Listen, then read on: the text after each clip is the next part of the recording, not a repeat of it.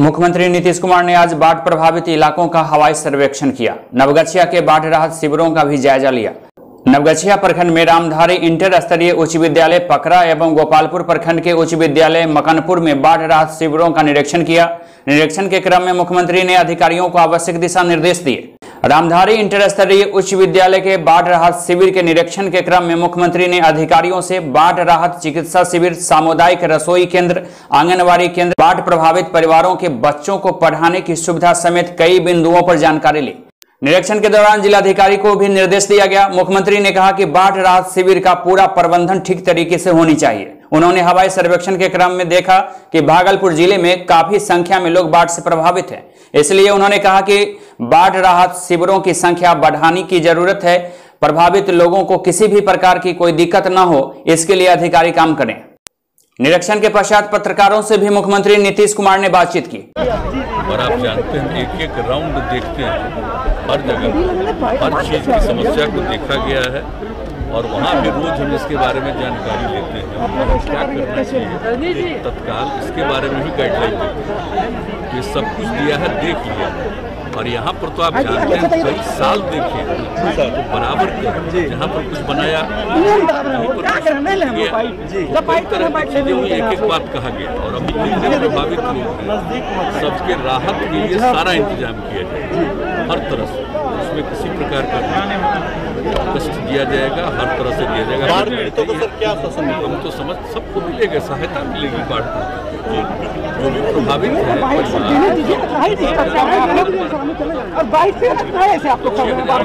परिवार इसके अलावा बाकी जो लोगों को है वहाँ रखने का इंतजाम, भोजन का इंतजाम करें, लोगों के किसी भी प्रकार की दिक्कत सर आईडी लगाने नहीं दिया जा रहा है सर। अगर महिलाएं हैं उनको बच्चा होने वाला है उसका भी ध्यान रखें।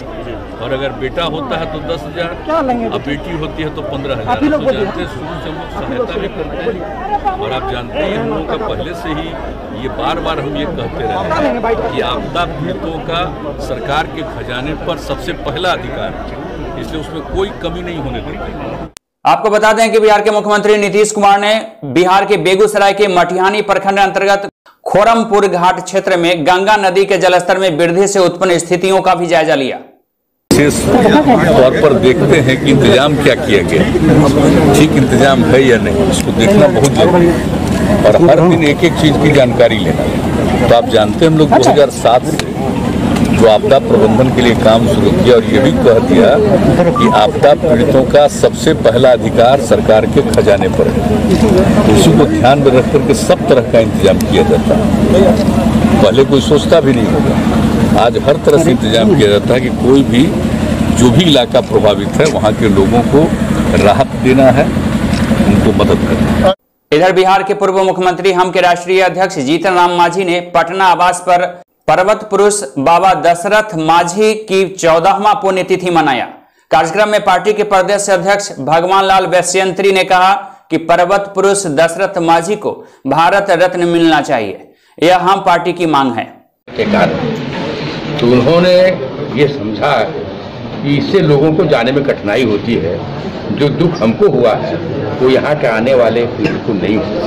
और वो अकेले उस विशाल पहाड़ को काटने का काम किया और उसमें तो बरसों लग गए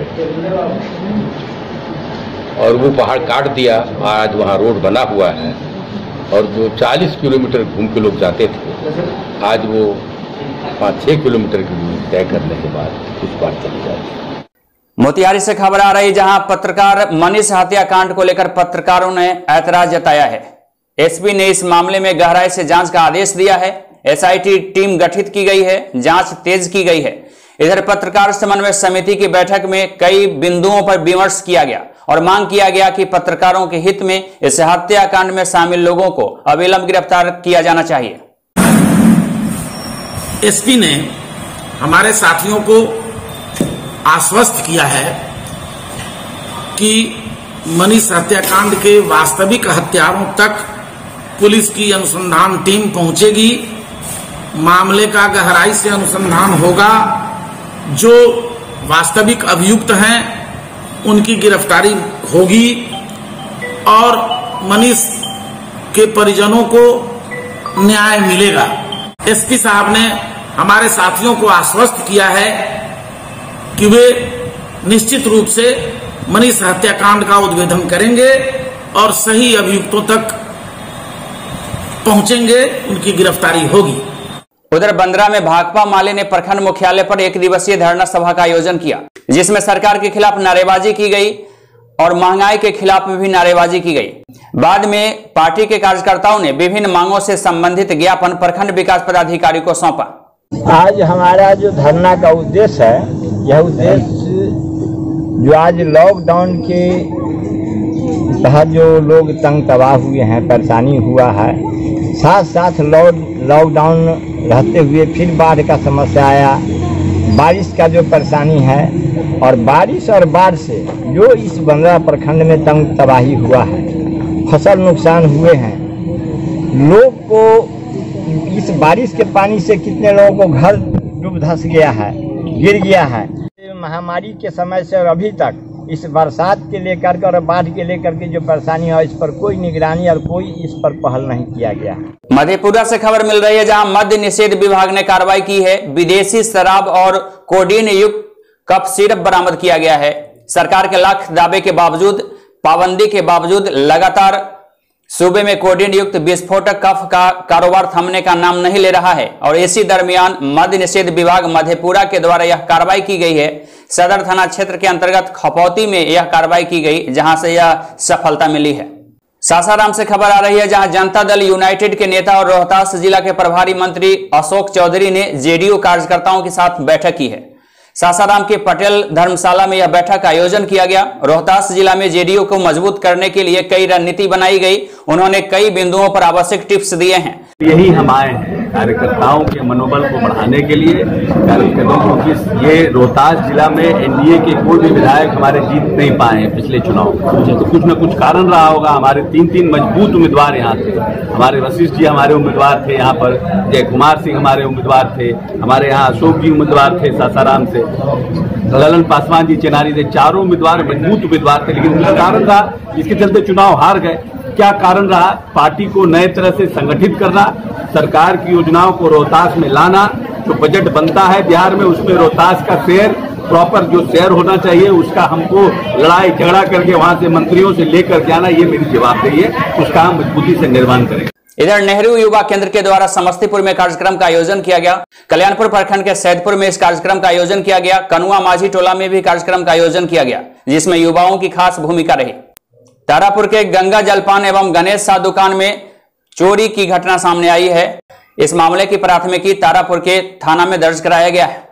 मोतिहारी में नीलाम पत्र वादों के शीघ्र निष्पादन करने का निर्देश डीएम ने दिया है। डीएम ने कहा है कि लंबित नीलाम पत्र वादों का निष्पादन शीघ्र सुनिश्चित करनी चाहिए। बिहार सरकार के मुख्य सचिव त्रिपुरारी शरण की अध्यक्षता में वीडियो कॉन्फ्रेंसिंग के माध्यम से आगामी मुहर्रम पर्व के लिए विधि व्यवस्था संधारण के लिए राज्य के सभी जिलाधिकारी एवं पुलिस अधीक्षक के साथ समीक्षा बैठक की गई। कोविड-19 गाइडलाइंस के अनुसार राज्य भर में नई सभी सार्वजनिक धार्मिक स्थल पर कार्यक्रम पर पूर्ण तरीके से प्रतिबंध लगाने का निर्देश दिया गया है। उन्होंने स्पष्ट लहजे में कहा है कि मुहर्रम पर्व के अवसर पर जुलूस, तजिया, शस्त्र प्रदर्शन सार्वजनिक रूप से नहीं किया जाएगा। उन्होंने कहा कि जिला, अनुमंडल एवं प्रखंड स्तर पर शांति समिति की बैठक करें। खबर मुजफ्फरपुर से है, जहां जिलाधिकारी प्रणव कुमार की अध्यक्षता में समाहरणालय परिसर में मुहर्रम पर्व को लेकर जिला स्तरीय शांति समिति की बैठक की गई। इस अवसर पर वरीय पुलिस अधीक्षक जयंतकांत, सिटी एसपी राजेश कुमार भी उपस्थित थे।